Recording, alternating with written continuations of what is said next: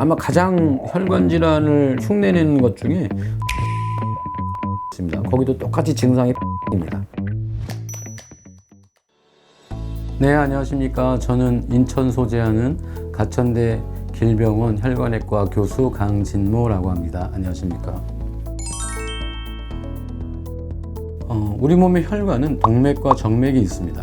동맥은 심장에서 품어져 나와서 전신으로 흩어져 가는 피를 말하고, 정맥은 이제 그렇게 동맥에서 품어져 나와서 각 장기나 사지 말단에서 소모되고 남은 그런 피를 모아서 심장으로 되돌리는 혈관이 정맥입니다. 동맥 질환은 그래서 그 혈관이 좁아지거나 막히는 그런 거를 동맥 폐쇄증이라고 부르는데, 동맥 폐쇄의 가장 흔한 원인은 동맥경화, 죽상동맥경화라고 하는데요. 하지 동맥의 죽상동맥경화증, 그것이 가장 흔한 원인이 되겠고, 그 외에는 이제 연령에 따라서 30대 이전까지는 대부분은 이제 선천성인 혈관 이상에 의해서 혈관이 좁아지거나 막히는 경우가 있겠고요. 그런 경우는 대부분 근육이나 인대에 의해서 혈관이 눌리거나 막히는 경우, 그런 경우가 되겠고, 그다음에 중년층으로 가게 되면 이제 담배에 의해서 막히는 버거시병이라고 계시는 혈관염에 관련된 질환이 있겠고, 그다음에 이제 50대에서 60대 이상이 되면 이제 죽상동맥경화증이 가장 흔한 원인이 되겠습니다. 우리말로는 그걸 파행이라고 부르요. 파행. 그러니까 걷다 보면 다리가 혈액 공급을 충분히 못 받다 보니까 근육에서 통증을 느끼니까 자꾸 절룩이게 되고 쉬게 되고, 이런 걸 파행이라고 부릅니다. 이제 초기 증상은 파행이라고 할 수 있고요.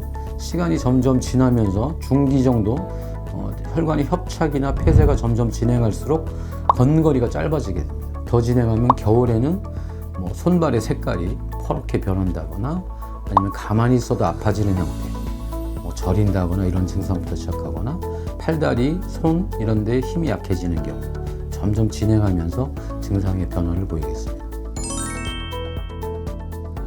아마 가장 혈관 질환을 흉내내는 것 중에 척추관 협착증이라고 있습니다. 거기도 똑같이 증상이 파행입니다. 걷다 아프고 걷다 쉬어야 되고 그런 증상들이 있는데, 저희가 가장 쉽게 구별할 수 있는 방법은 혈관 질환은 거의 일정합니다.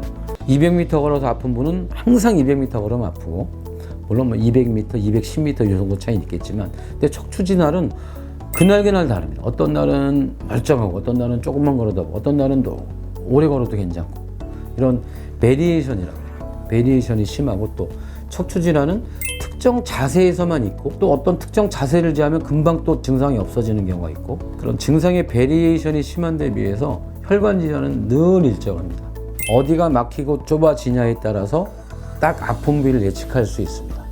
그래서 저희가 진료실에서 검사를 해보고 사진 찍어보고, 혈관이 막힌 부위와 환자가 호소하는 통증 부위가 일치하지 않는 경우, 그런 경우라면 혈관이 설사 막혀서 생길 수 있는 문제라 할지라도 그런 부위가 일치하지 않으면 척추 쪽 진료도 권합니다.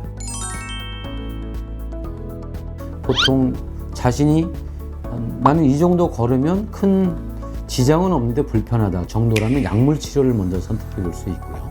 환자의 걷는 거리를 늘려주는 그런 약들은 혈관 확장제 계통들이 있습니다.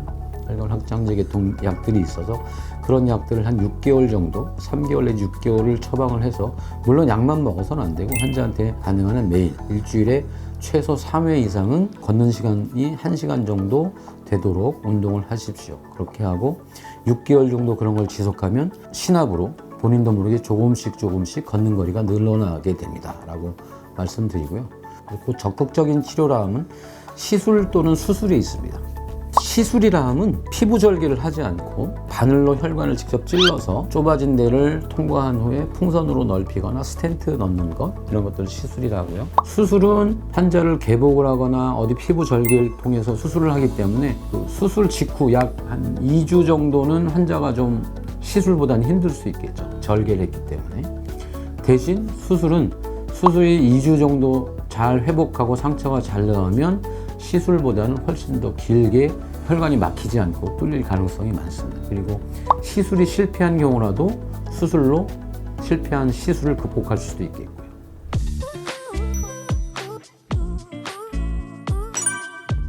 네.